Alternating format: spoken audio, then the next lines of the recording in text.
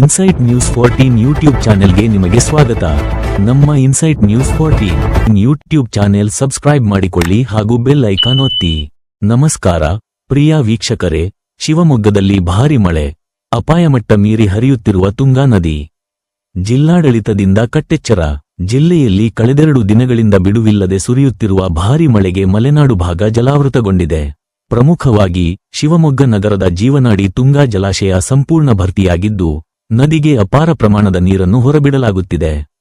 ಪರಿಣಾಮವಾಗಿ ತುಂಗಾ ನದಿ ಈಗ ಅಪಾಯದ ಮಟ್ಟ ಮೀರಿ ಹರಿಯುತ್ತಿದ್ದು, ನದಿ ತೀರದ ಜನರಲ್ಲಿ ಆತಂಕ ಸೃಷ್ಟಿಯಾಗಿದೆ.